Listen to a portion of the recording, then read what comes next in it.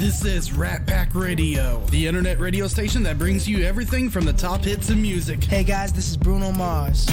Hey, it's only, come on, put your pinky rings up to the moon. To Sports Talk Radio.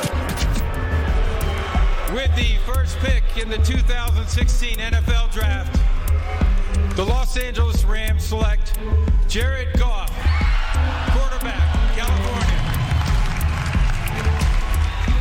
We are here for you, WRPR Rat Pack Radio. Come join the pack.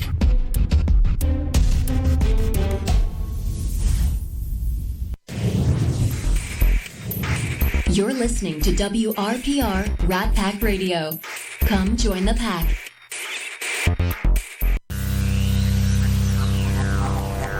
You're listening to Rat Pack Sports Show on WRPR Rat Pack Radio.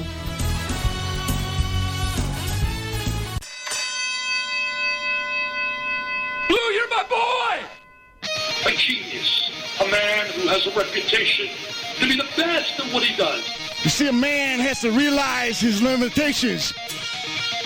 You don't know me, and you don't know what I'm capable of.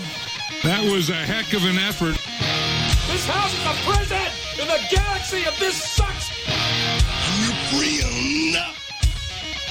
This battle is over when I say it is over. I will massacre you. Come after me. I'm a man. I'm 40. Are you not entertained? I'd say in a given week, I probably only do about 15 minutes of real, actual work. That's how I roll. Offensive foul! Hello? You play to win the game. There's a drive! Way back! It could be! Yeah! This is my favorite part coming up right now. Watch your tongue or have it cut from your head.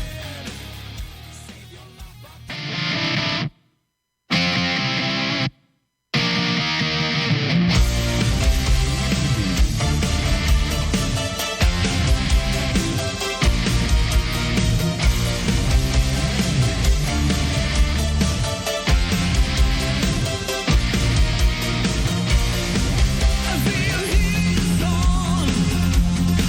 They call me Yellowstone. All right.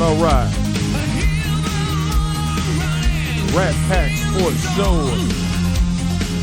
We are back. We are live. Rat Pack Radio, WRPR. Streaming online, ratpacksports.com, and also the Rat Pack Radio WRPR app. We're in the building for another week. Bring you the best there is in sports talk and entertainment. Truth, real raw ruggedness for you is for your listening pleasure, and we are here, man, and every week we happy to bring you here Rat Pack Radio WRPR. We're online ratpacksports.com, and also the Rat Pack Radio WRPR app for you Android users. And if you're on the iPhone, just download the TuneIn app. You'll be able to find us on the TuneIn app. We don't have an iPhone app, so that is the easiest and best way to get us on the air and get us live. So with that being said, man, we're going to get this thing started. We got to, we're going to talk some NBA playoffs, NFL news.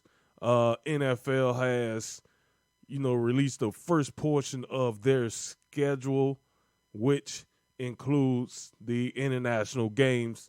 The regular season schedule will be released tomorrow, I think. So we'll get into that next week. We won't have a show until next Wednesday, so we'll talk about that show as well. Yes. So let me get the message out to the guys that we are live, and we're always gonna have William Graves on with us, and hopefully we can get Boss Hall, Nicholas Lane,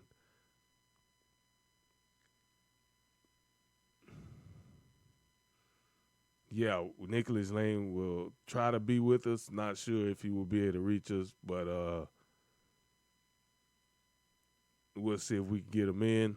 We're going to talk some baseball. Obviously, we're going to keep it going with the baseball, NHL playoffs, and what I expected in the first round. The first round I expected the Lightning to advance, but I also expected the Florida Panthers to be a lot better this year, and it seems like the Panthers-Leafs matchup, it's a little bit lopsided. Florida Panthers are up in the series 3-0 with a chance to close the series out on their home ice and move on to the Eastern Conference Finals. I'm not sure if Florida Panthers have ever been in the Eastern Conference Finals. I don't think. But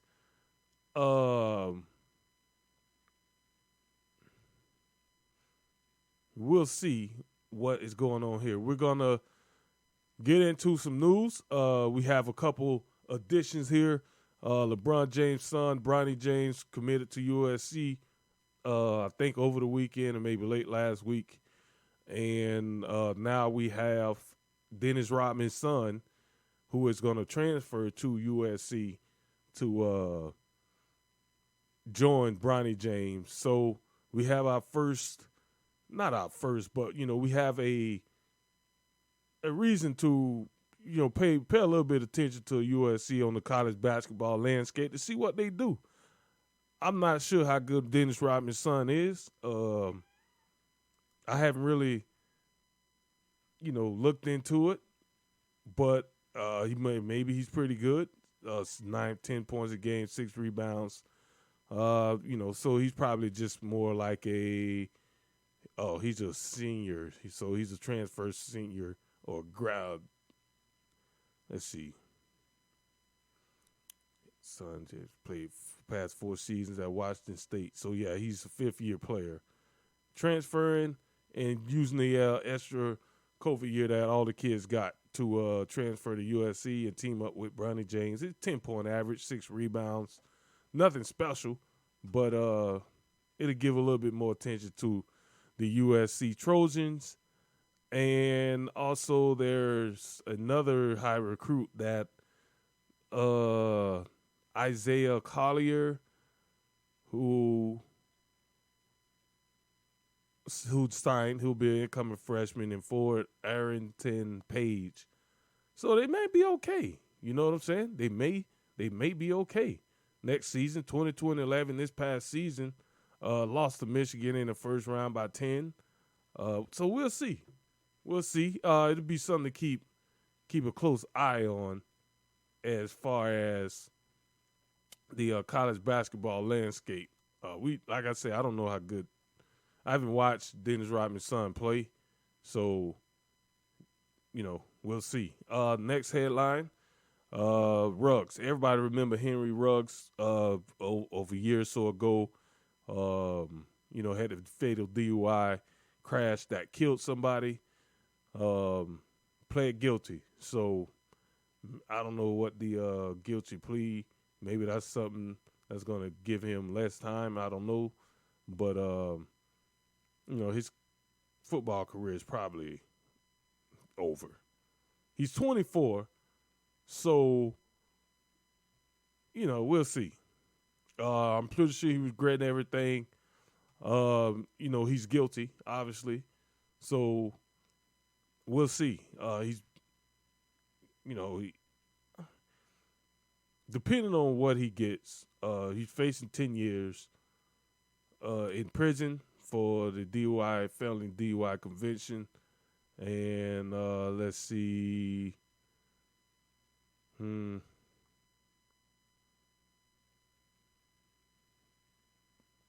We'll see. I haven't seen anything, but we'll see. If he get anything, we'll keep a close eye on this case to see if anything happens. As far as that, NBA news. I'm just going down the line here before I get into conversation. J.J. Redick, the mouth of the South. I'm going to call him the mouth of the South.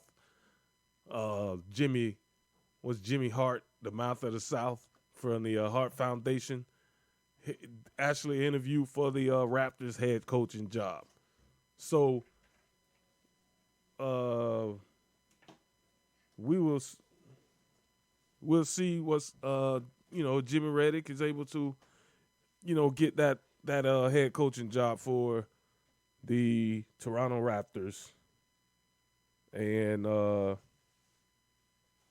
see how he does as a head coach. I know he talk a lot of trash on TV. When you get guys like Steve Nash, who else? Recently, Steve Nash, Darvin Ham with the Lakers job, and I didn't even know he was a candidate.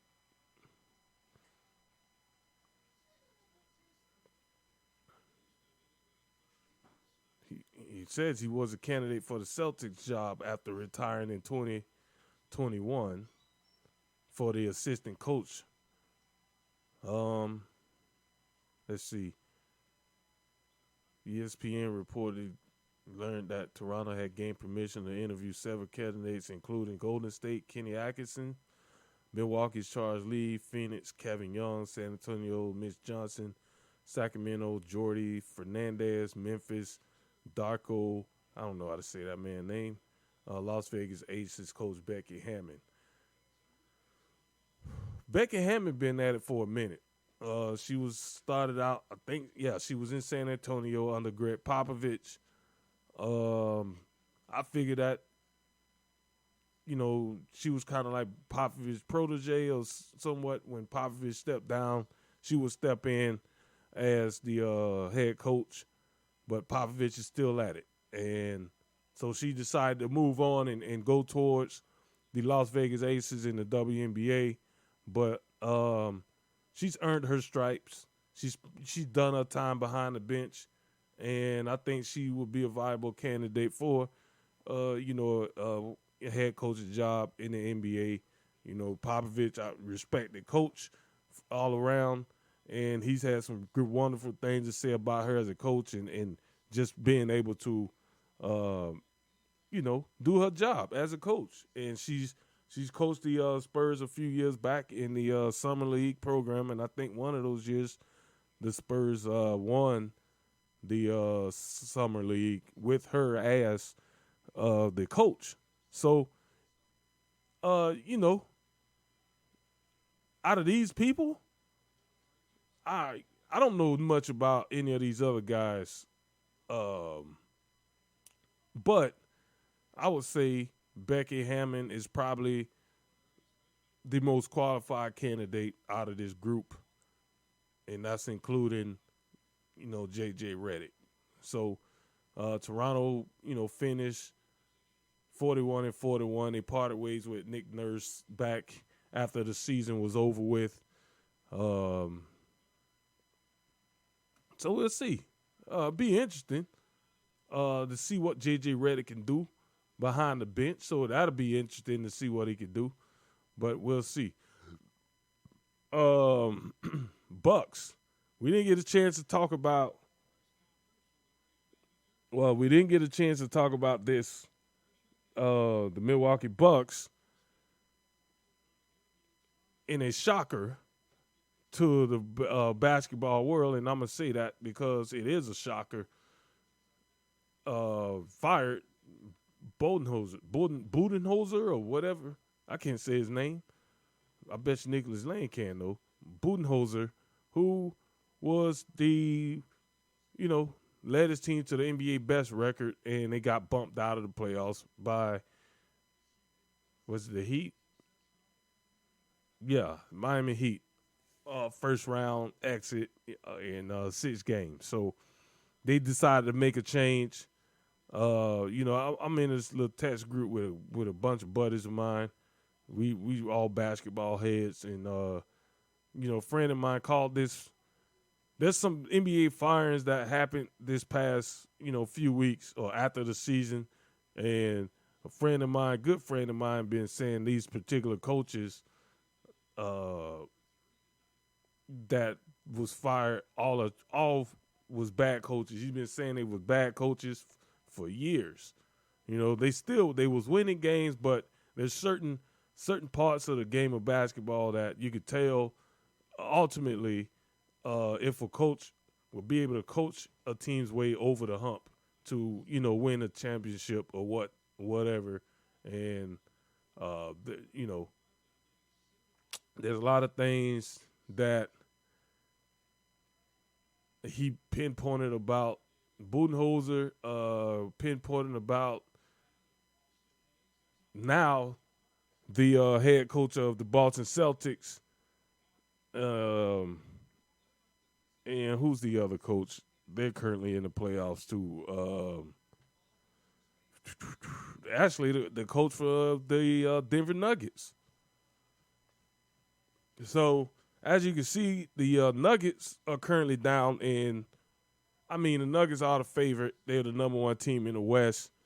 But at the same time, you do have a shorthanded Suns team that is playing without Chris Paul, but they do have KD, and they do have Brooks. So KD and Brooks by themselves can make up for the loss of absence from a point in leadership standpoint that they missing from Chris Paul. And then on the flip side, on the defensive side, you get better by playing, guys like Payne, who is a very good, reserve player who can give you a lot of production in, whatever role that he gives them.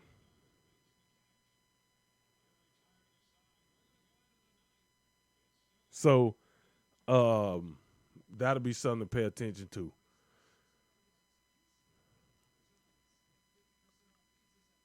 Embiid earned his first All-NBA team honor, and I'm going to go on record here real quick because Joel Embiid is probably the best player right now in the NBA. It's out of him and Jokic. And Embiid has come so far. Jokic has been very steady, very good for a very long time since, coming into the league. Embiid has had to develop into the player he is becoming. And I'm very impressed with Embiid. He's did a whole 180 from where he was at just 3 years ago. When he came into the league, he was more known as a big, and he's transitioned his game. And, this is one thing about Embiid that I think a lot of players at his size, his ability can take from away from what Embiid does from his overall game standpoint. And same thing for Jokic, but I'm going to go with Embiid just because, we've seen the development process from Joel Embiid with his game. He's a 7-footer who came into the league and he had a ton of potential. Injuries and stuff like that slowed him down, at the very beginning. People weren't sure if he would be able to have a career. Would he be a Greg Oden type of player who has this, all this potential but is derailed by injuries in the course of his career? So, Embiid has developed a dangerous mid-range game. Soft touch, soft shot. He's expanded his game out to the 3-point line, but he hasn't become one of those players that just gets 3-point happy. He will shoot it with what's the word I'm looking for? Not accuracy.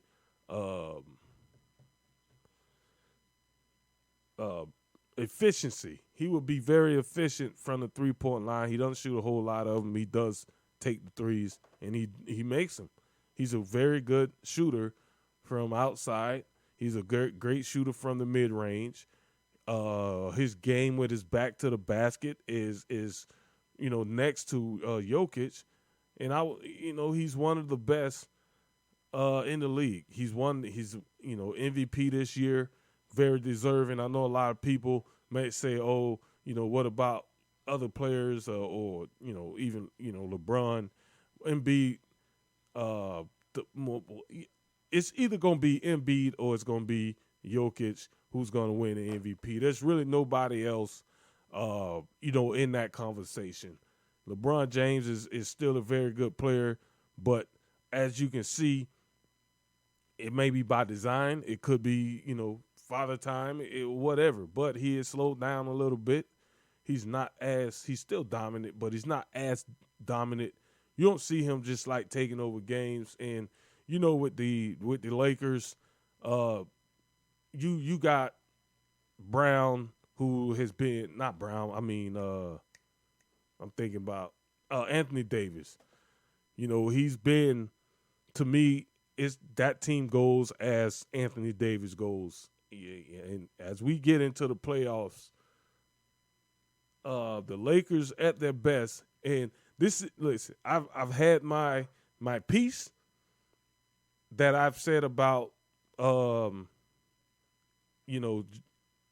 James. Everybody know how I feel about him as a player, very good, great player of this generation. That's as far as I'll go. But we see a lot of players that has come into the league, and you see players like I can't remember the guy name. Yeah, y'all know the young kid from the Lakers.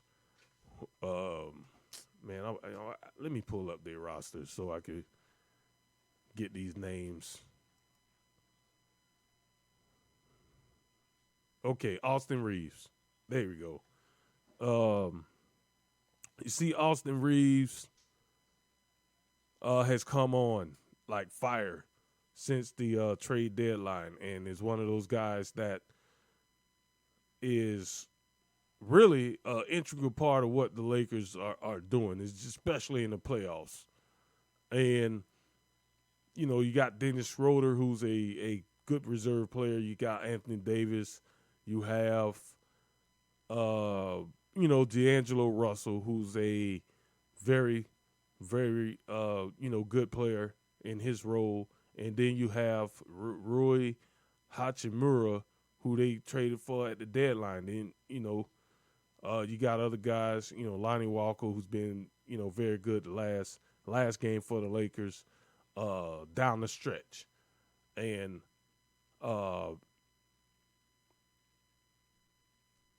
I would say with the Lakers, you have a situation where, and if you're a basketball fan and you're watching these games, it's not a jab or anything like that, but you can see this Lakers team more complete when there's more people involved in the offense. Anthony Davis, Russell Reeves, those are guys that you can lean on. And this playoffs, if the Lakers win the championship, I would be the first person to go on record to say, I don't think this championship is on LeBron James. Because these other guys, and I think Anthony Davis so far is the most valuable player in the playoffs for the Lakers. Defensively, He's been dominant. Offensively, he's playing like, the guy they got out of Oklahoma. New Orleans. I'm about to say Oklahoma City. New Orleans. When they, brought him to the Lakers, this the player that they thought they was getting. So everything's kind of playing off of Davis. And, they got a good supporting cast, which in this time, LeBron is not taking away from these other guys from doing what they do. In years past, I would say that, and you can still see it at times, when LeBron James has the ball in his hands, the Lakers offense is more stagnant and more predictable, and so it makes it easier for teams to defend. I've seen stretches so far in this playoffs, and especially late in the regular season, when LeBron was out for that extended amount of times with the foot injury. I've seen stretches with this Lakers team where LeBron James is on the court and he literally is not touching the ball. They're like running their offense, and LeBron James is not even touching the ball, and they look like a better offense when he's playing off ball. Because once he gets the ball in his hands, Rays lose another one to the Baltimore Orioles. But first, I think this is the first series they lost of the season. Yeah. Oh well, it doesn't matter. But it seems like, the Lakers, and even when he's not on the court, the ball just moves better. And it looks like a well-oiled machine. And then at times when LeBron James decides he wants to be, the main ball distributor or the main focal point of the offense, he holds the ball too long, and the offense is more stagnant than it was when he was either off the court or when he was playing more off ball. So if they win the championship, I really don't see. I mean, they will try, and they will. I'm telling you, they will give LeBron James the MVP because it's LeBron James, but he won't be the MVP in a lot of people's eyes because he's not really been that dominant so far in the playoffs. Let me see if I can look at. He's really not shooting that well. I mean, the last 10 games, these are the playoffs games. His field goal percentage is 48%. He's actually shooting really, really good from the three, 40% from the three. 7 rebounds, 6 assists. And in the Golden State series, he's not shooting well. 37% field goal percentage, 31% from the three. Field goal, free throws is, this is probably, 80%. That is fantastic for LeBron James. He's never been a great 3-point free throw shooter. 12 rebounds, 8 assists. He's not been effective in this series against Golden State. And I'm not sure what it is. I mean, everybody else seems to be playing a lot better, around him, which would make you think that LeBron James would, be even better. But like I said, he's playing with this group. When Austin Reeves is on the court, it's AD. He's playing more off the ball. And there's stretches, I'm telling you, man, there's stretches where they are they're scoring points, and other people are stepping up, and LeBron James is literally not touching the ball.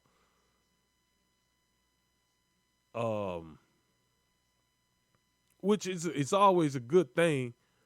But due to that, he's not having a good series. So we'll see if they advance. Great. If Golden State can manage to come back in this series and win this series, then would the debate be? LeBron James' ineffectiveness in this series. Golden State is not playing well. And this past game was kind of like a microcosm of Golden State's season, so far, where they've been, very, very inconsistent on the road. They would get off to hot starts, but they couldn't finish. And to me, that's a sign of a team that's, I'm not saying they're going down, but I think the style that they're playing just isn't working as much anymore. And, they were trying to, the Lakers are a bigger team, and they're imposing their physicality on Golden State, where they're getting out-rebounded. Defensively, they don't really have a answer for AD. And that's just one person, They're just getting out-rebounded. Curry is doing everything he could possibly do, but he's not getting help. And Klay Thompson is not having a good series. He's not hitting the shots. And Draymond Green is just, they're playing Draymond Green like the young lady from South Carolina that when they played Iowa, and I'm talking about the women's basketball, college basketball. South Carolina and Iowa played, and South Carolina guard, she refused to shoot the ball to the point where they weren't even playing her when she had the ball in her hands. They would just play off and help out on the next man. That's how they're playing Draymond. And I'm watching Draymond Green. He's passing up shots. He's passing up easy layups and doing the, one-hand wraparound, kick out to the outside. That last game, in that last minute of the fourth quarter, in the sequence where Curry took the quick jump shot, Klay Thompson took the quick jump shot. Draymond Green actually grabbed that offensive rebound with a guard half his size, and he didn't even look to put the ball back, even though he was about 5 feet away from the basket. I get that you want to be this facilitator at this stage in your career, but to me, I think Draymond Green presence on the court, from an offensive standpoint, hurts Golden State with the style of offense that they run. It hurts them, and he's turning the ball over a lot. Especially last game, he had some very bad turnovers late in the game that ultimately costed them because he refused to shoot the ball. The very last turnover that Draymond Green had, basically, he had a layup. And once again, he does this wraparound pass. And he wrapped it around and passed it right to a Laker. You're only down 1 point. So, at that situation, you got to be aggressive and try to get them points. Klay Thompson, same thing. You're down 1 point with, a minute left. You just grab the offensive rebound.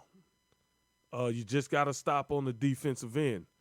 And you come down and you take a 25-foot three-pointer early in the shot clock. Steph Curry, same thing. And I get it. I get it. Steph Curry has made a career out of hitting these type of shots. But from a fundamental aspect, you're watching this game and you got 20 seconds on the clock. The shot clock is dead because there's only 20 seconds left. You're down 1 point. Oh, I don't care if it's Steph Curry, Reggie Miller, Larry Bird, Ray Allen, Jordan. They give me any top shooter in the history of the league. I don't care who it is in that situation. You can't take that shot. Again, you got 20 seconds. You basically could hold the ball for the last shot. And I was right after Draymond Green grabbed the offensive rebound, kicked it out to Steph Curry, and you take a 30-foot three-pointer and miss it. It's a bad shot. Regardless of who's shooting it, the situation that you're in, the shot that you're taking, it's a bad shot. It's a bad shot. And that is all I kept saying in the Rat Pack Sports Show group, in a few little text groups that I got with some basketball buddies of mine. It's a bad shot, man. And you just got to call it like it is, whether it's Steph Curry or not. You don't do that. Even if he makes the shot, the Lakers get the ball, and they still got a chance to beat you. They could go for two, go for the overtime, or they can, knock down a three, and you still lose a game. So a lot of people say, well, it's Steph Curry. Okay. I get it. It's Steph Curry, but at the same time, bad shot, and you just got to call it like it is. In that last minute sequence, those are his shot and Klay Thompson's shots, 2 threes he took. Those are bad shots. And at the end of the game, they was talking to Steve Kerr, and they asked Steve Kerr about that shot, and Steve Kerr kind of jumped around the question. He didn't want to answer the question. His response was, well, he's kind of made a career of taking them type of shots. And yeah, you're right. But as a coach, it's also your job to call it like it is. Whether it's Steph Curry, Klay Thompson, Draymond Green, or whoever, Poole, whoever, you have to call it like it is. And you have to just say what, I would have liked a better shot in that situation. He could have said that. Because I'm sure that's what everybody was thinking. Why would you take that shot? And that's one of my pet peeves when it comes to watching basketball today is this three-point shot is literally ruined the game of basketball. And it's taken, the common sense plays, the fundamental plays out. The fundamental way of thinking is taking it out, and a lot of people just says, oh, well, that's just the way it is. Well, when you're attempting more three-point shots than you are two-point shots, something's wrong there. Something's wrong there, because higher percentage shots usually mean more makes. mid-range to the basket, those are high percentage shots. But everybody's playing this, 3-pointers. You trade 2s for 3s. You can't trade 2s. You can't trade 3s for 2s all game long. So at some point, while you're still missing all these 3s, I'm just going to keep packing on these 2s. And before you know it, you're going to look up and be down 20. Because you're taking all these 3s, you're missing all these 3s. I'm taking all these 2s, I'm converting, I'm getting throwing in a couple N1s, and I'm also knocking down, some open looks from the 3-point line. So, as a coach, and I'm a coach myself. I'm not coaching pros, but I'm just talking from a fundamental aspect of coaching. You can't praise the player when they're doing well and not be, now privately, maybe he's saying something, but that's one thing. Like in front of the media and the fans watching doing these press conferences, you got to have a spine. You got to be able to call these guys out, just like you would call out the 6th man or the 7th man on the bench. If they came in and they start making bad plays, you wouldn't have no problem singling them out and saying, that's not a bad play, we got to be better. So as a head coach, don't be afraid to hold your better players accountable for when they make bonehead plays and when they make mistakes. This happened, and I keep going back to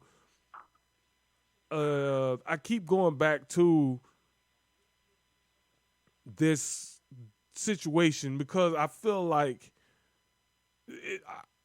not knowing the situation, but knowing how these players are coddled in today's game. I always bring up the Cleveland Cavaliers situation with oh my gosh, now I can't remember the coach's name. He was coaching the Cavaliers. He had the Cavaliers with the best record in the league.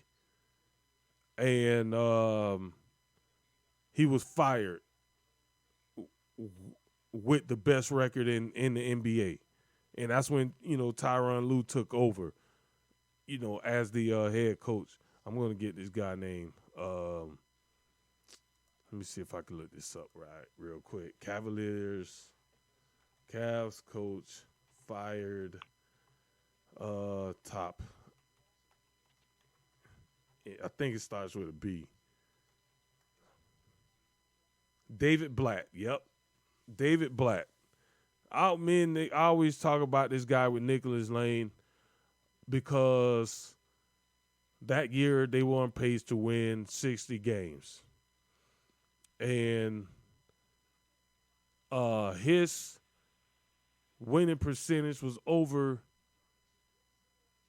like 70%. I mean, they were like, let's see. Just put it like this. His overall record, he had one NBA Finals appearance. And he was fired with an 83-40 overall record. In that particular season, he was 30-11. The highest win percentage of any NBA coach that was fired. 41 games into a season, so at the halfway point. And David Blatt has since then, I know there was some comments he made after that where he said he would never in his life again coaching the NBA. And he flew back, went overseas, and remained there. That's where he came from, coming to the Cavaliers, and he flew back overseas and he's continued to coach successfully over the seas. Oh, I mean overseas. I'm saying over the seas. So I'm reading. This is an old article. I'm just reading the old article.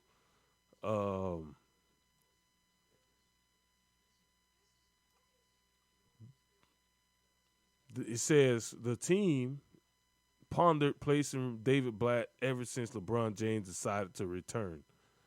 So,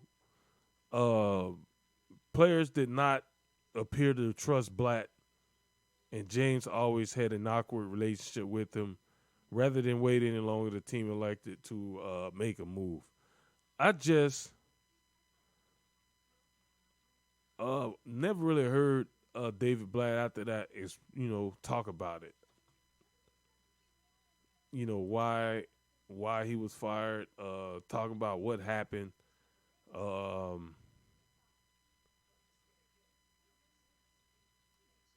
Very weird. Very, very weird.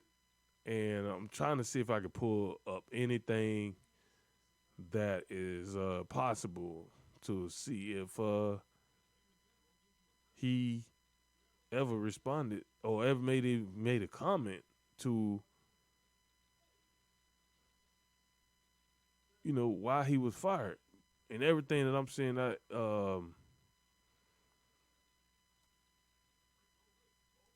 let's see if I can do it like this. And ladies and gentlemen, just want to bring him in real quick.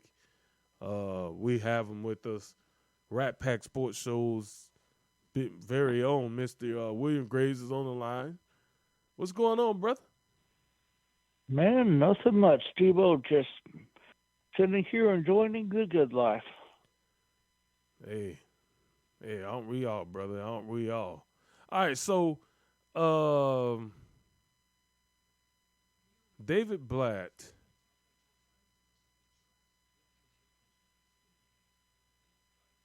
Let's see if he made any comments. David Blatt comments on Cavs. I'm telling you, bro, he's been so silent about this. Man, I was about to say the last thing that I ever heard him say was exactly what you just got done saying, and that was that he would never, ever coach in the NBA again. Because this is what people have to realize. David Blatt was a celebrated European basketball coach and still is. And he left. Oh, absolutely. He left that career to come coach in the NBA for the Cleveland Cavaliers. And in no way of a term did he do a bad job. I just gave you his record as a coach, 70% winning percentage, and he was fired, made a fool by the NBA, and I say this on the record: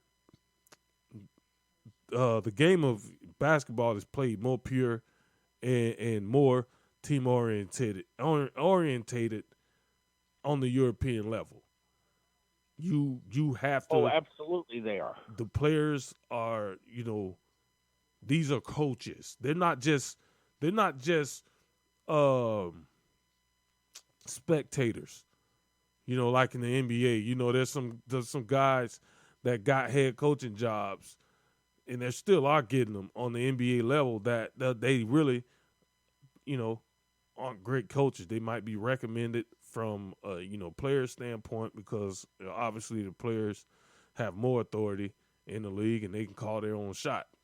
On the European level, these guys are the other players that don't make it to the NBA that decide to go overseas, and then the brand of basketball that's played overseas from those guys who are born and raised overseas is they've been playing this style since they were kids. So once they become professionals, they're a lot more fundamentally sound, and they're just coachable players. They're better coachable players. They're easier to coach, and the game is the way it's supposed to be. Yeah, they may not have the best athletes in the world, but the best athletes in the world don't necessarily make up for the best viewing experience. So David Blatt, look at here, 2017. Was this right? Let's see. Okay, so David Blatt, this is from 2017. So David Blatt on his emotions after he was booted from Cleveland. David Blatt, when he says, when I came back to Europe to I can't say that word, the Rusafaka, whatever. Man, listen, I did not just curse. This is what this thing says. Yeah, I'm just saying, man. Whatever this word is, just reading off the screen. I'm just reading off the screen. It's like reading off the teleprompter. I'm just reading off the screen. I did not curse. Don't find me. But he says, I really felt a certain kind of unsureness, almost a little loss. I had gotten to the NBA with great expectations, and I was pretty successful. Then, of course, it ended the way that it ended. It's sad, and it hurt and disappointing. I went through that for 5 months. I went through that for 5 months of suffering. 5 months of suffering is a very long time for a human being to feel sad, hurt, and disappointed with what happened in Cleveland. Let's see. They were in the end games. Whatever, man. That happens. He called a timeout when the Cavs didn't have one. Almost cost them the game. Media gaslight Blatt saying that Kevin Love wasn't a max player. I mean, he's just saying his emotion. Kevin Love wasn't a max contract player. I mean, you're not supposed to say that stuff, but we all knew it. So why did it surprise you that he said it? Another comment, and this is the one I like, because, hey, for once we had a coach that wasn't afraid to say what everybody else is thinking. LeBron James, since LeBron James was controlling the team, and reports that David Blatt was scared to criticize James' play, which later on he did criticize James' play, and everybody made a big deal about it because he did criticize LeBron James' play. So you can't say that about the best player. I mean, was Phil Jackson afraid to criticize the Chicago Bulls, Michael Jordan, Scottie Pippen? Was he ever afraid to call it out like it was? No. Was he ever afraid to call it out like it was when he was in L.A. with the Lakers with Shaq and Kobe? No. I mean, good head coaches are, going to hold the best players more accountable than everybody else, because that's the way it should be. Well, yeah, they're the head coach. Yeah, and then this is when the circus started. This was the circus that was all part of getting rid of David Blatt in Cleveland. Word circulated out of Cleveland.com that David Blatt had trouble drawing up plays out of timeouts. He would freeze up and waste precious seconds. One player said he would even draw up plays for players who weren't in the game. Yeah, another player said that. That I believe that's a lie. Why would you draw up plays? Okay, you call a timeout. Timeout. The players on on the court, comes over to the bench. They're the ones to sit down. That's the way it happens. Players come over to the bench. The ones in the game sit down. Everybody else stands up. So you're drawing up a play on the little chalkboard, and you turn around and draw up a play for somebody that's standing behind you. Well, they not in the game. The player's sitting down in the game. So that's a lie. I've been coaching forever, and I'm not even on a professional level, not even close. I've never made that gaffe. I've never turned around and called a play for somebody who's sitting on the bench. So this is where the circus, started. And former Cavs player Mike Miller said David Blatt's offense was almost genius, and the fact that the Cleveland defense was sound under his direction, Blatt basically didn't have what Griffin called the pulse of the locker room.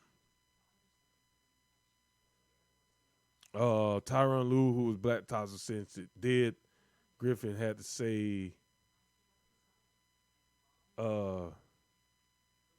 this is somebody else, but this is his opinion for what Mike Miller said.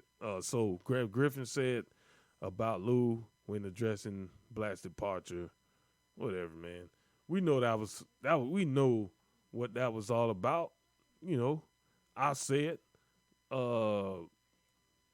David Blatt was too strong-minded as a head coach for a player like LeBron James.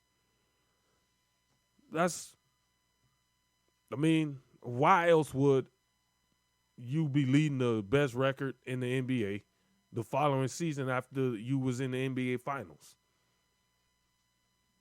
Who does that? Who gets fired for being one of the top 2 or 3 teams in the whole league? Now, since then, Tyronn Lue has been a very good head coach. That's how you got your start. It's kind of dirty how David Blatt was done.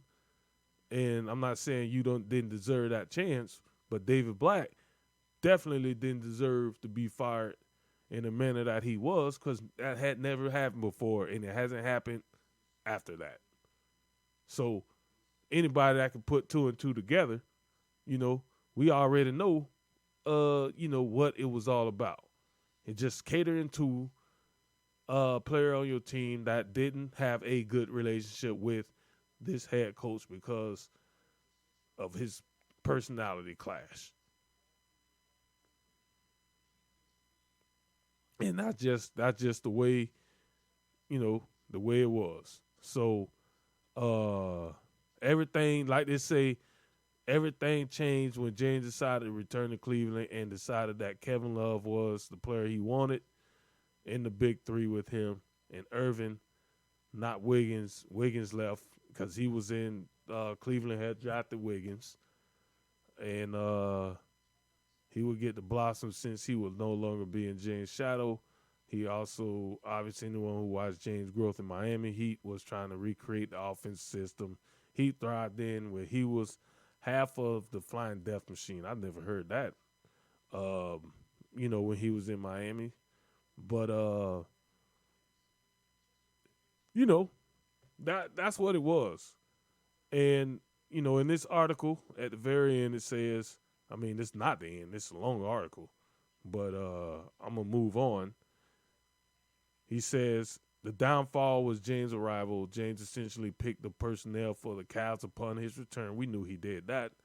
And the scheme they would expect to run, which wasn't the scheme that David Blatt was running, because David Blatt is a European coach, and most of the European coach's scheme is more team-friendly, and it involves everybody, not just centered around one dude.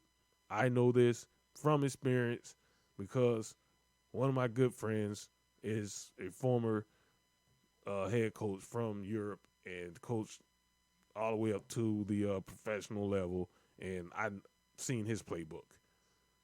And he will run circles around 90% of these coaches with the intricacies of his playbook and how 2 or 3 different plays look exactly the same, and they're really not.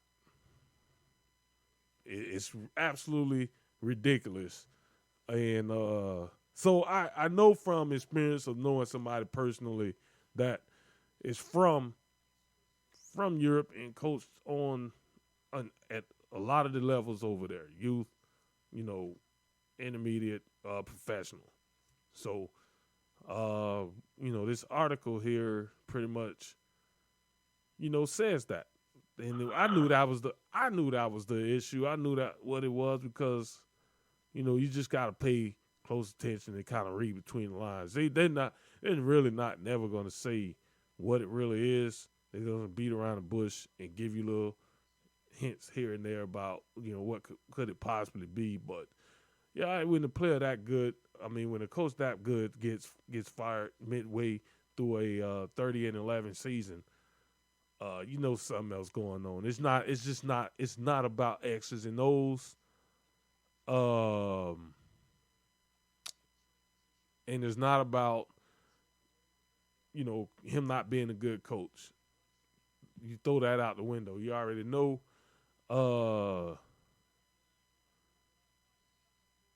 You already know. You know what it's about. It's just catering to player. And then this little thing here. You know what I would like to hear? And this is somebody who hold on.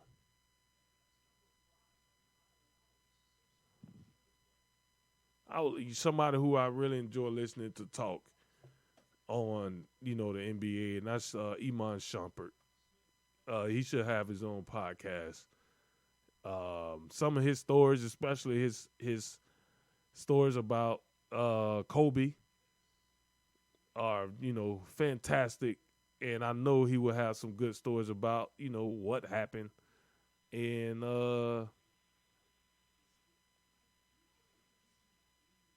Cleveland, because he was there when all this went down. He was one of the players that was traded out.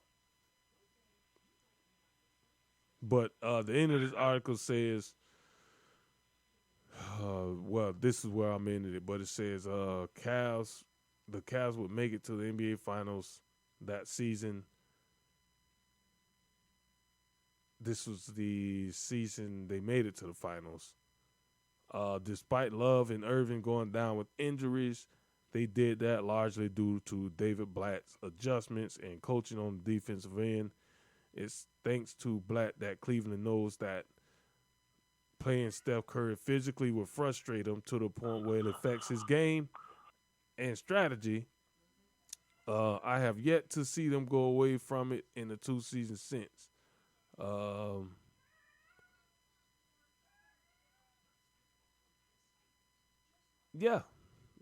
agree, man.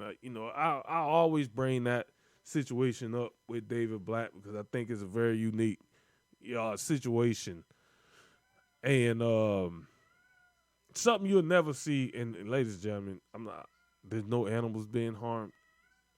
This is my cat in the background. Has this little cotton ball, these play balls that she plays with, and whenever she plays with them, she makes a lot of noise. There's no animals being harmed. It's just the cat, sound like it's being butchered. She's actually enjoying herself. So, I'm just saying. This man gonna come out of nowhere, ladies and gentlemen. Ain't no animals being harmed. Wait, what? Hey, listen. I know everybody can hear this because I can hear it. So I know everybody can hear this cat in the background going absolutely bonkers. This happens every night, the same time every night. So, man, Okay. Okay, ladies and gentlemen. This will happen for about an hour. We gotta establish something. Shoot. Derek Jones does not have a cat. Oh Derek man, Jones. here we go. Derek Jones got like a tiger. Okay, he got a little mini tiger. Okay, folks, hold on, because man, I wish left field was on the line with us, because he can verify this. Okay, we were video chatting. Yeah. One night, and we were talking. All of a sudden, you see this big thing, and for a minute there, we couldn't figure out what it was. And we're like, Debo, there's something behind you. He looks back. He goes, "Oh, that's just my cat." Your cat? What you feeding that cat? You feed that cat some damn Miracle Grow, folks. Yeah, man. When I say this cat would put Garfield to shame, this was a big Oh, cat. no doubt. Hey, listen, it was. I'm not going against that.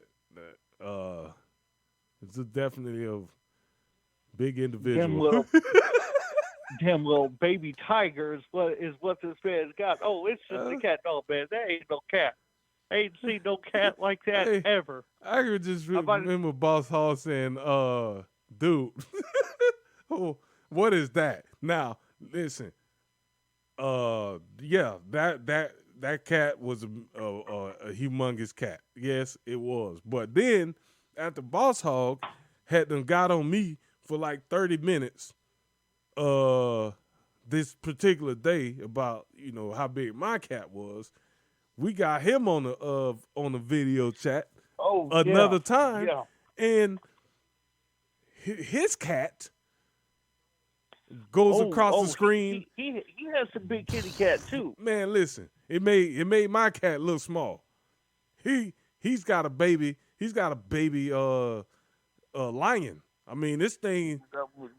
Yeah. He got a baby humongous. Something, that's for sure. Humongous. It looked like a Mancoon. I asked him. I said, "Dude, is that a Mancoon?"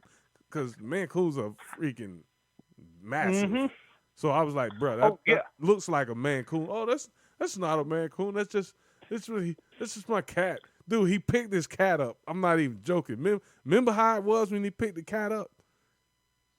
It was like he was picking up a 30-pound cake. What they call that? Kettleball. I mean, this cat was massive, bro. That cat had to weigh. That cat had to weigh every bit of about 25, 30 pounds. It had to. It was about the size of a boxer dog. So I looked at. I say, Boss Hog. What is that? What is that? What is that over there? You talking about my cat?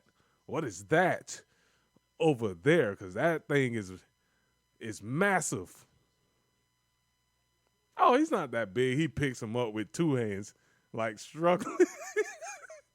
He put the cat in his lap, and his whole waist like disappeared. This cat was that big. I was like, "Hold on, man. Well, what's going on over there? What you got?"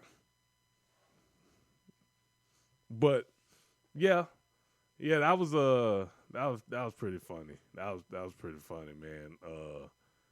So we give each other a hard time, man. I know he still got that cat. Next time he's on, I'm gonna ask him, how's it doing? Yeah, I haven't heard him mention the cat or anything like that in a while. And what else I haven't heard in a while is that dog that he had. Didn't he have like a little puppy or something like that? He may have. I think he did, because he had that cat, and then I think he had like a smaller dog. I want to say almost like looked like a Chihuahua. Yeah, I mean something like that. Some weird combination that we was like, dude, you got this humongous cat, and then you got this little bitty behind dog. It's like one of them little toy dogs. Mm-hmm. Little squeaker toy. Yeah. Let's see, that cat will probably shake that dog up, man. But yeah, so, and it was one of them big hairy, long hair cats. Just like, it looked like the chow of cats, like the chow dog, which is freaking looks like this big fur ball. No, it wasn't a Mancoon. Yeah, I know. Now that was Garfield. Yeah, that was Garfield. It was like a dark tan, like a burnt red color. Could have been Garfield. But yeah, so that was what I felt on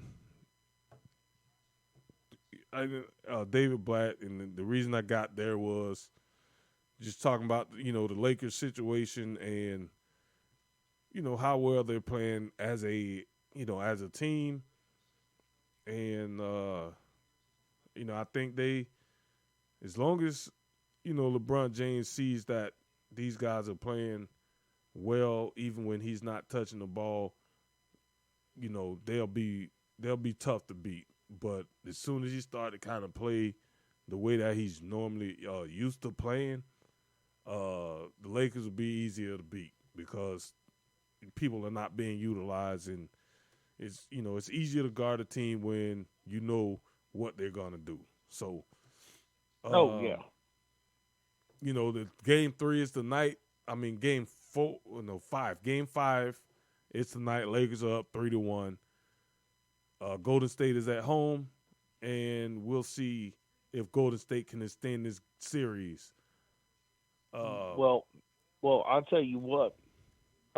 Based on what I saw during that last game, they need to get that dude Walker a little more involved. Yeah, because I'll tell you what, that fourth quarter, he put on a little mini clinic. That is probably. Hey, without him, they lose that game. I mean, maybe they for sure. Maybe they get the points from somewhere else, but the spark that he gave in that fourth quarter, I think he scored like 13 points. Yeah, but when was the last time you saw somebody put on a dominant performance, a game dominant performance in one quarter like that? Not many. It's been a minute. Yeah. Coming off the bench, like that. That's what I'm saying. And come on. I'll put it to you this way, man. That entire fourth quarter, that was Laker basketball. Well, that's the way I think they should play. And I said this alone. I've been saying this a long time. They're better without the ball constantly in LeBron James' hands. Well, see, and here's the thing. That game before that, the ball was not in LeBron's hands all the time, and LeBron actually played better. Yeah. Like this man was what it was like his rookie year all over again. Yeah. I was like, LeBron, where you been at for the man? Listen, it was a point. Yeah, it was a point in that game 3 where LeBron James was on the court, like he was in the game, and they were literally running their offense, and he was not touching the ball. And I was like, when have you ever seen that? Well, you've never seen that on the LeBron James team where they win about 4 to 6 minutes of offense coming down court where the offense was run through Reeves. He was playing point, and they were passing the ball, and LeBron James was just kind of standing on the opposite side of the court, and the ball was moving, and they were scoring points. And I'm like, dude, they're not even looking LeBron James' way.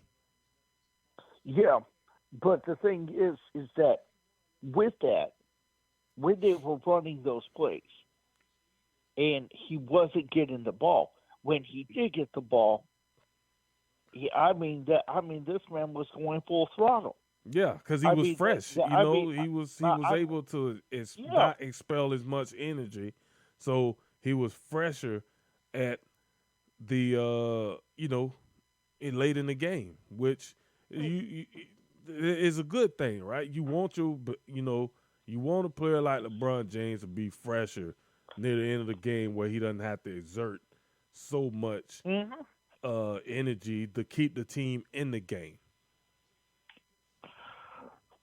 Well, like I said, I was look, I have been impressed over the last 2 games with the Lakers play. And the reason for that is because it was like they were almost playing, well, no, not almost. They were playing team basketball. Yeah. It was, and I was like, oh, okay. And I mean, I don't know who this head coach is. I don't know where he came from, but whatever he's doing, he needs to keep it up, because he has the Lakers actually looking. He has them looking good in the playoffs. Yeah, they're playing well, and I made a comment that they would do well in this series. They'll get past Golden State, but Denver would be a problem for them, which they probably will be, because Golden State doesn't have much size, and that's what's hurting them in this series. Oh, yeah, for sure. And because of that, they would play a Denver Nuggets team that's got size everywhere. They could go big, and they could have Aaron Gordon, who is 6'10", playing the 3, or the young kid that was drafted from Missouri. I forget his name now. He's about 6'8", 6'9", somewhere around there, and he could play the 3. And you still got Jokic, who's 7 foot. You could put, Gordon at the 4. And stretch them out. Denver, they could give the Lakers problems because of their size and their skill from those guys with size. AD will have his hands full with just Jokic alone. And then they will have to bring, somebody else in to play. I think his name is Nelson. The young kid from Missouri. And then you still got Aaron Gordon, who you got to find a matchup for him, or he can go and get 20 points. And you still got Murray. And, they have a deep team. They have a team that can put some stress on the Lakers. But, I mean, listen, the Lakers have shown, that, hey, that supporting cast over there could get hot, and they could they can score points as well. So I think that'll be a good series. But right now,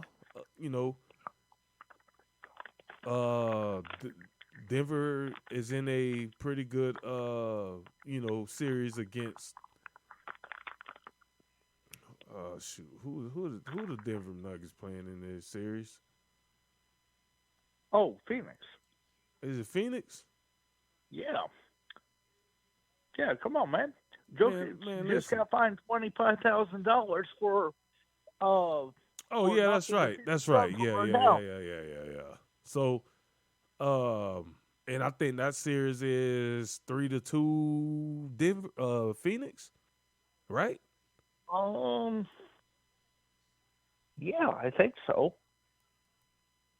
I think it is 3-2 Phoenix. Let me see. Where is it? Los Angeles, Golden State, Denver, Phoenix. Yeah. Oh no, Denver leads the series 3-2. And that game 6 is tomorrow. So, Denver, Phoenix is shorthanded. They've played tough, but Denver is obviously a good team. I think Boston is finished, and we'll move to some NFL here in a little bit, a few more minutes. But I think Boston is done. I think. Oh yeah. Philadelphia will find a way to win this series. They got 2 games to do it. And one of those games are going to be in Philadelphia. This next game, 6, is in Philadelphia. Boston has a problem. One of those problems is the offense they have. And I'm shocked. And I'm shocked because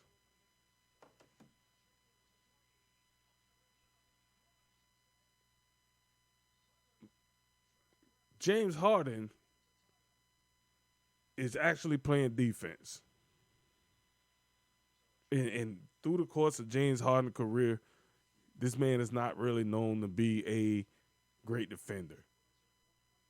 But I'm watching James Harden in this series, and Harden is actually playing defense. I'm going to tell you why. James Harden understands at this point in his career, he's not the same player that he was a few years ago, and he's not the same player he was in Houston. He's definitely not the same player he was in, OKC.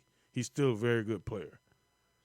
But he doesn't have to exert his energy anymore on offense. You got people around you. You got Maxey. You got Tobias Harris. And then you got Joel Embiid, who, could get you 30 a night.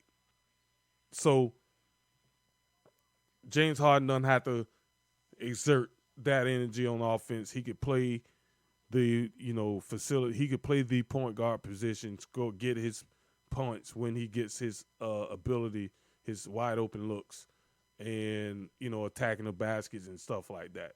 He could be more efficient now because he's got a cast around him where it's not on him to carry the team. And you got Embiid, who's pretty much unstoppable. So just give him the ball. So now he's playing defense. And a Doc Rivers team has always been what? A good defensive team. That's Doc Rivers' expectations as a coach. He was that player. Doc Rivers was that player, a defensive pest, somebody. So that's his mentality as a coach. And James Harden is bought in. Everybody thought, him and Embiid wouldn't work. Everybody thought, when James Harden became a free agent, that he was going to leave, for more money. And he actually ended up taking less money to stay in Philadelphia, which surprised a lot of people. James Harden is not physically, he's not the same player. And I think mentally he's matured, as a player to fit, the mold of what Philadelphia, wants. He doesn't have to be James Harden of old. He just has to be James Harden. So he is still a very good player. And he, you got somebody like Embiid, James Harden can pick his spots where, he puts up 30 or 40 like he did a couple games ago. And then last game, I think he scored, I think James Harden and the last game they played had, let's see, James Harden. Hold on, where is it? Celtics win 115-103. And the game where they won 116-115, Harden hit the buzzer beater. Harden had 42 in that game. And I think earlier in the series, I want to say game 1, he had 45. Yeah, 45. So in this series alone, James Harden has scored 2 games where he's put up, at least 40, 42 points. And he has done it very efficient. First game, he was 17 for 30.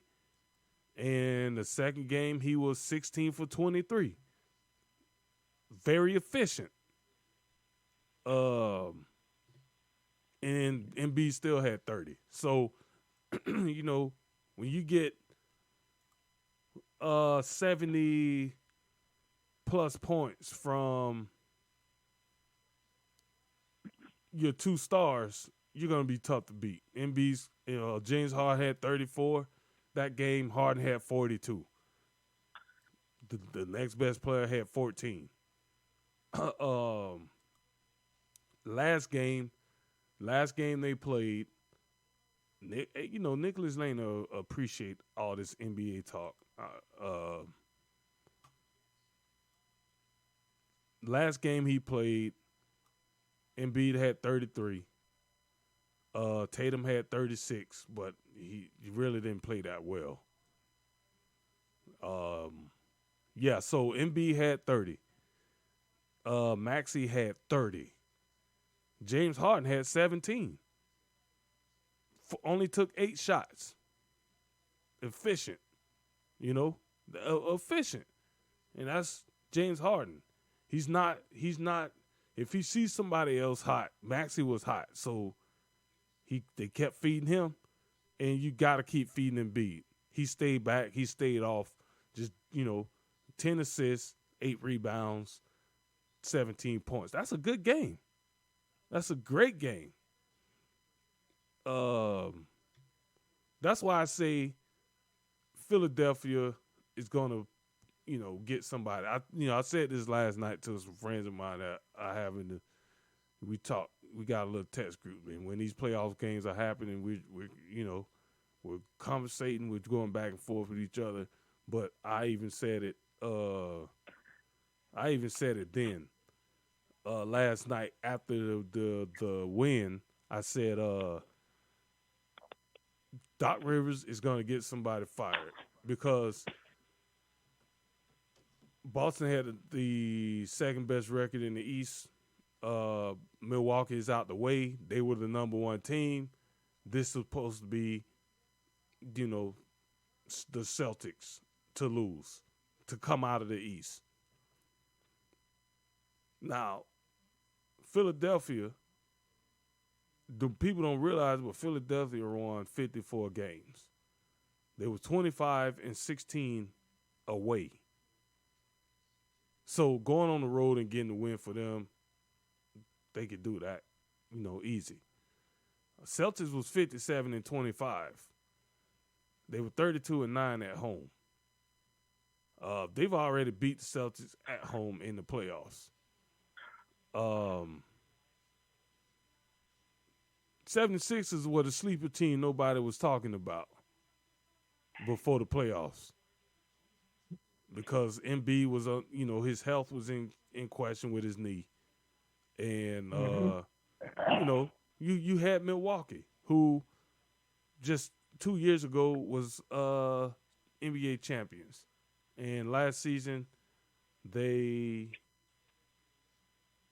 were they in the finals last season? The Milwaukee Bucks?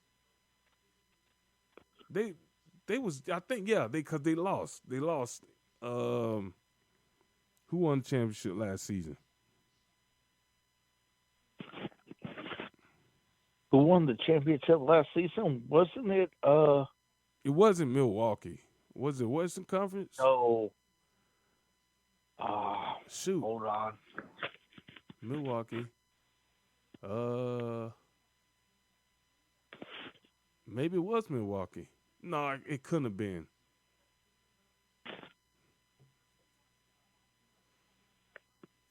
No, it wasn't Phoenix.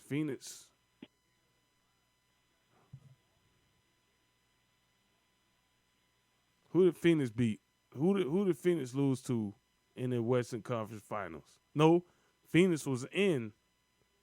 Man, let's look at this. Who won the championship?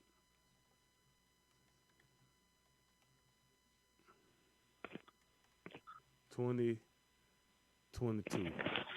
It was Golden State. Jeez, yeah, Golden State. Look at that. They say nobody remembers the second place team. We couldn't even remember the first place team. Golden State beat Boston. So so Golden State was in the finals last season, and Boston was in the finals.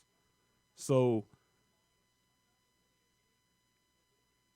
you would, Boston with Philadelphia being out of it. I mean, not Philadelphia, but Milwaukee being out of it, you would think the road would be easy for them to get back. I think Philadelphia is going to finish them off tomorrow, and after the season, somebody's getting fired. Boston, and part of the reason is this. It's the same reason that Budenholzer from Milwaukee got fired.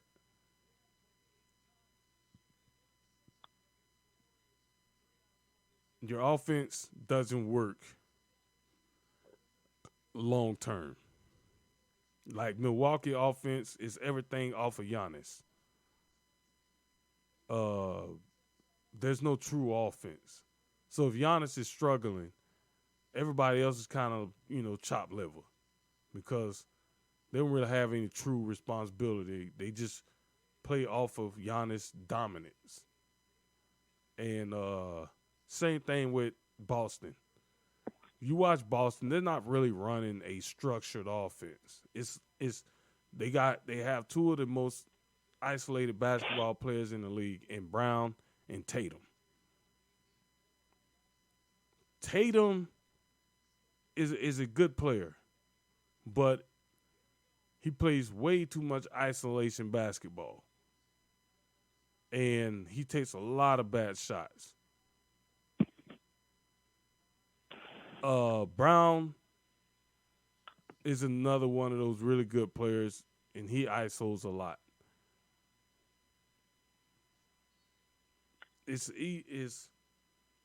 And I believe Brown and Tatum, while it does work, and they did make the NBA Finals, last season.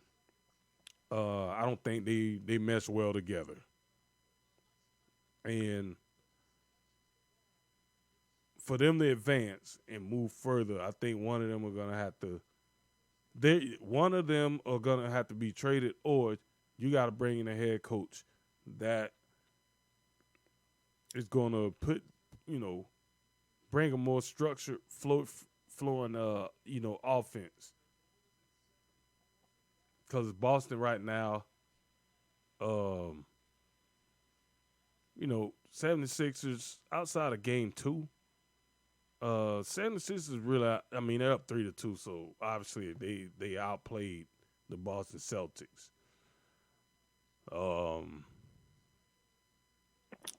So tomorrow game 6 in Philly, and I think it's over. That's my opinion. Oh, yeah. But it's not going back to Boston. Embiid will probably have a monster game. And that Philadelphia crowd is going to be fired up, and I think that's going to give them the energy that they need to, end this series. And then, they'll be sitting home waiting for the win out of Miami, New York, which I think that series is going to go 7 games. New York won today. Well, they just won, and the series is now 3-2 Miami, going back to Miami. And the Knicks are also a better team on the road. Miami is very good at home. So, this playoffs has been unpredictable from a standpoint of normally you see and know, okay, this team is going to do well, that team is going to do well. The better team is this team, the better team is that team. Yeah, okay. But you got Miami, you got Heat Knicks. And for once, this Heat Knicks series kind of goes back to 90s basketball. They're playing hard, they're playing physical against each other. These are low-scoring affairs for today's NBA. These are low-scoring games, and you see both teams, playing very, very good on the defensive end. Obviously, Tom Thibodeau, Ramrod. That's for my man Nicholas Lane. Is much as Nicholas Lane hates Tibbs for the way he coaches. You can't take away how hard his teams play for him. And that's the whole point, right? As a head coach, you want your players to lay it on the line. Well, like Nicholas Lane, I'm not a big fan of Tom Thibodeau. I'm really not. But with that being said, you can't argue with success. No, and he's been success everywhere he's coached, pretty much.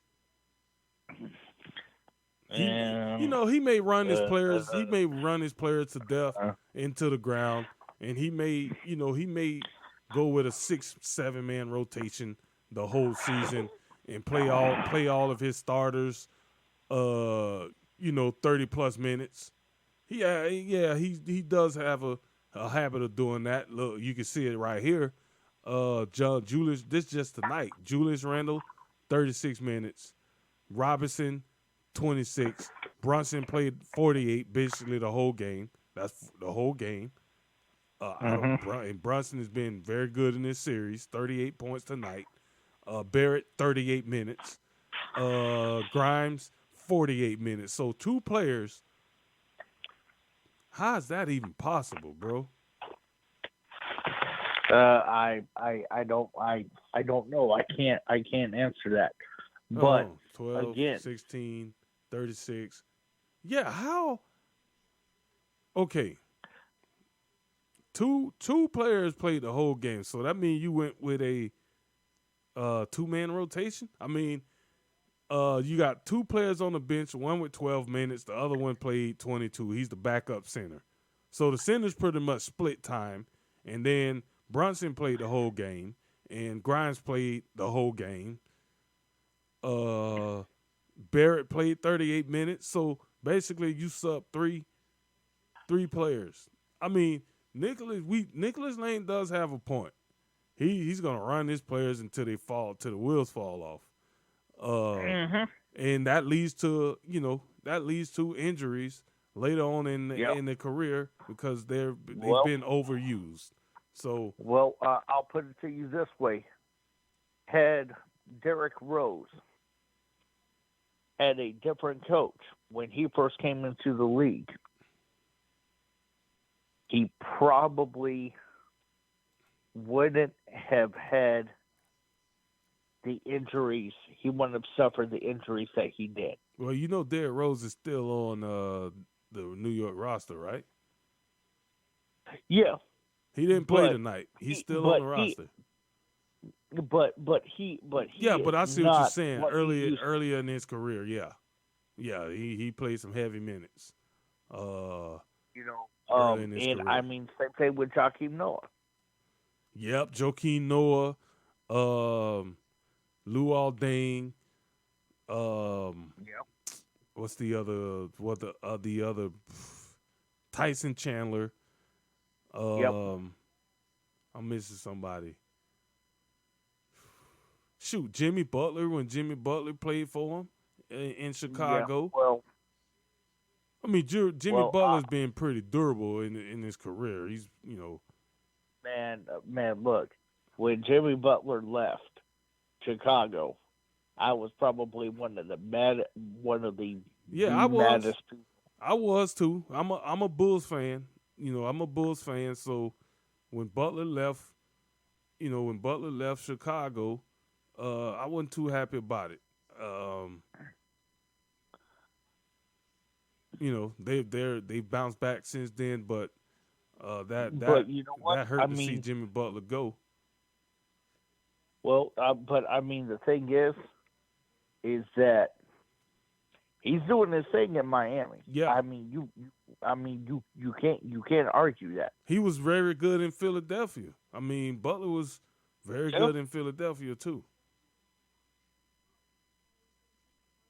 I mean, like I said, I mean, you can't argue with what's right in front of your face. I mean, you can't do it.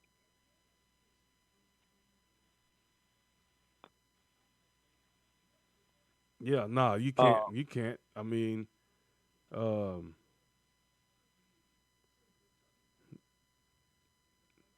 was very, very good, in Chicago, and he's been very good in Miami. Butler has been steady, everywhere he's played. Everywhere he's played basketball, he's been very, very good, and he's managed to stay healthy. He doesn't, have many, debilitating injuries, and he's one of the better two-way players, in the NBA. I mean, I would say probably top three two-way players that could be both effective on, both sides of the court. So, I would say that that's accurate. Yeah. So, New York Knicks Miami Heat just, went up 3-1 in the series against the Knicks. So that series is probably over. Maybe Knicks stretch it out one more game. They got to go back to Miami. Miami is one of the best, teams at home, in the league. So I think this series is over with. So we could probably be looking at a Heat. Who's the other two Eastern Conference teams? Jeez. Heat, Philadelphia. Heat and Philadelphia Eastern Conference Finals, and then you got a Western Conference, a Denver, and I'm not ruling out Golden State. They just been inconsistent, but if the Golden State ever right now I think Golden State is at its most dangerous point because they know that they cannot lose another game or they're going home. So you're going to get the best from Curry. You're going to get the best from Klay Thompson. This team is just one, and this is the same team minus Andre Iguodala that won the championship last season. Jordan Poole is dangerous on the offensive end. We know what Curry could do. We know what Klay Thompson could do. They one game at a time, and right now they're winning 17-5. Now it is early in the game. Last game I think Golden State was up almost 20 points and got ran down and ended up losing the game. But Golden State has to make better decisions with the shot clock. They got to take better shots. I think Golden State lost that game last couple of days ago. Yeah, they did. They had every chance to win it, and they made some bad decisions, and they lost that game. It should be 2-2, but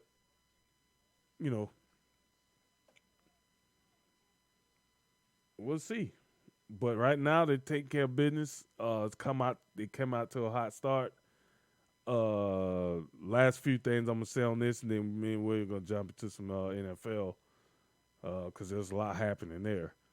I think Steve Kerr made some coaching blunders last game. Yes, he did. You had a lineup it's the lineup that is currently on the court. Well, actually, it's not the lineup that's currently on the court, but you had Gary Payton Jr. You had DiVincenzo and Curry, Draymond Green, and Wiggins. They were very effective last game. And late in the fourth quarter, Golden State was up. They were up. And he went to his bench, and Klay Thompson didn't have a good game. And he went to the bench. He put Klay Thompson back in. He put Jordan, I think it was Klay Thompson and Jordan Poole. Yeah. He put those two back. No, it was Klay Thompson and Green, because Green didn't have a good game last game either. He put them two back in the game, and they lost the lead and ultimately ended up losing the game. And I thought DiVincenzo and Peyton actually gave them a lot more, last game. Sometimes I know you want to be loyal to the guys that put you in this position, but last game they weren't the hot guys, and you should have stayed with the hot hand until they gave you a reason to take them out of the game. And I think he took them out of the game too early, and it cost them because Klay Thompson took some very ill-advised shots late in that game where I was sitting here at home. I'm not even a Golden State fan. I'm just a basketball fan. And I just put my hands up in the air, and I was like, what is he doing? So. Yep. Well, I mean, when I was sitting there and I was watching this meltdown when Walker from the Lakers was out there giving essentially a clinic and everything and stuff like that. And, I like going into the fourth quarter, I was like, okay, this is done. The Lakers are not going to come back from this. And then I sit there and I watch the Warriors melt down like that. And I'm like, and after the game was over, I was like, what just happened? Yeah, you're not used to seeing the Warriors, have that type of meltdown. No, not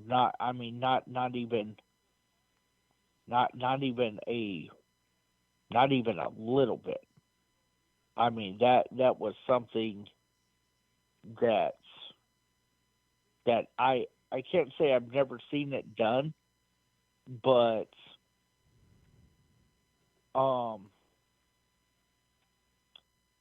it had been a minute since since I had seen something like that.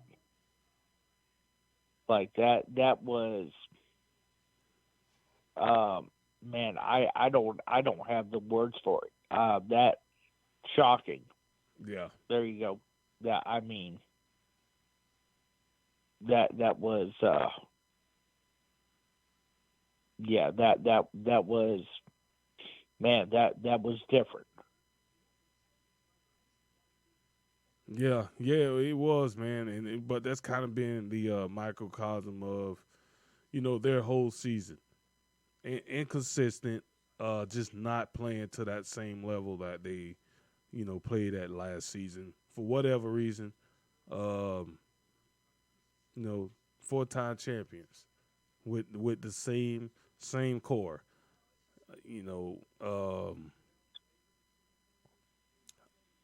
I mean, they could turn it on. That's why I said they're dangerous right now because you just never know. And at any point, they could turn it on and they could come back and win this series. But then they better do it. What is it, tomorrow? No, the game is on right now. They just started. Oh, it did? Yeah, they just started. It is on right now. Golden State is up 21-16. They were just up 17-5. 17-5. So Lakers, it's a long game. Lakers gonna make their runs, but they're just bigger. They're just bigger. Their guards are bigger. They can't match them, down low in the post. I just, can Golden State do the inevitable? Yeah, it's Golden State, but odds are the Lakers' size is just too much, and they can't match it. The Lakers are too physical, and being physical against a small team is going to wear them out, in the long term. So that's how you beat a small team. That's how you beat Curry. You play physical with them. There's a formula to most players. Some players, Jordan, Kobe, Magic Johnson. I go down the list, Bird, Barkley, even LeBron. I mean, as good as LeBron is, there's a formula. Keep him away from the basket. And you got a very good chance of, holding them down.